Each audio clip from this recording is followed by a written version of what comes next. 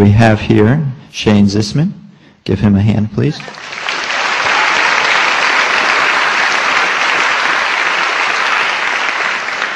Thank you. What we'll be doing is we'll be looking at his brain waves in real time, and we'll see them during eyes open, during eyes closed, and then during transcendental meditation practice.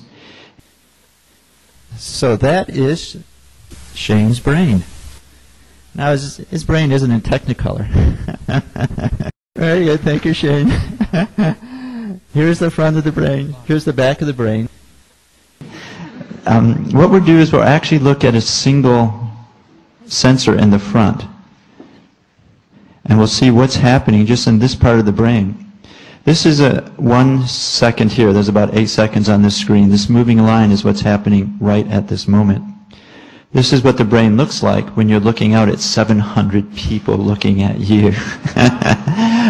What's happening is this very fast activity here. This is the brain taking all of the shapes of your heads and the colors of your clothes and the lights and trying to make a whole picture of it. We'll look at the back part of the brain now so we can have some perspective. Here's the back part of the brain. The key point is notice that these signals are quite different. This one is going up with one rhythm. This one is going up and down with another rhythm. What we'll ask Shane to do now is just close the eyes, and we'll see how the brain waves change. And close the eyes.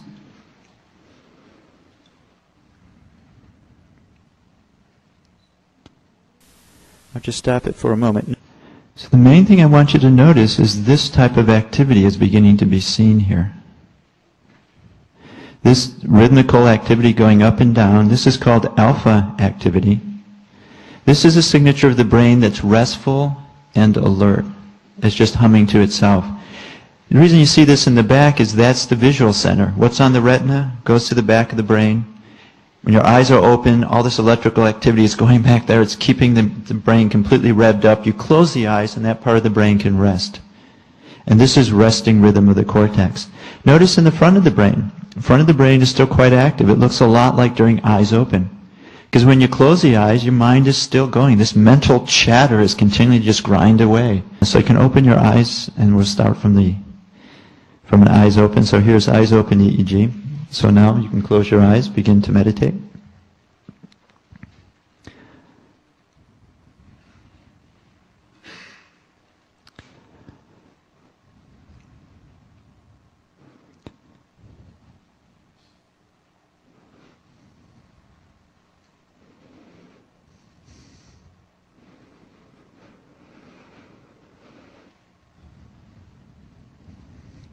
What we see during transcendental meditation is we'll notice that this resting rhythm of the cortex is seen in the front here. This is this idea of transcending. The whole mind, the whole body goes through a state of restful alertness. There are many good examples, but we can start here. Notice, again, in the back, we see this resting rhythm of the cortex. Also, it's being seen here in the front. This is a process of the whole mind, the whole body transcending. And we're just looking at 2 places on the brain, the front and the back. But if we had all 32 here, we would see this throughout the entire brain. We'll just continue to watch as Shane is meditating.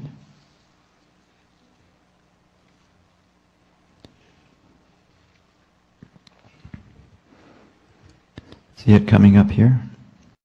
Now, if Shane was doing mindfulness meditation, you wouldn't see this up here. In mindfulness meditation, it actually involves actively evaluating, watching the situation, and the frontal areas are quite active. Actually, the measurement is called lateral asymmetry. If he was practicing Tibetan Buddhism, you would not see any alpha at all. It's a very strenuous concentration technique. You actually do it with eyes half open. And so with brain patterns now, we can address the question that someone asked earlier, how is TM different from other meditations? The whole point that I want you to take home is that experience changes the brain. Meditation is an experience. You take the brain to a new state, and by going back and forth, you integrate that experience, that level of fullness, with the experience of whatever you're doing, waking, sleeping, dreaming. So much so that we can ask, what will your brain be like when you graduate? What's going to be the effect of college on your brain? Your knowledge is going to be obsolete in about 5 years. It's just knowledge is changing so quickly. What you want to get is to structure those circuits that allow you to think clearly. So I'd like to leave you with one idea. This is the Wizard of Oz. Here we have the Scarecrow. Do you remember what the Scarecrow wanted? No, that's the Tin Man. Scarecrow wanted a brain. And you remember what he did? He braved being burned to death, and the monkeys took him off and tried to pull all the stuffing out. He did all that because he wanted a brain, and he came and saw the Wizard of Oz. And what is the Wizard of Oz giving him? A piece of paper. So what my recommendation to you is, don't be content with just getting a piece of paper from your college education. Thank you very much.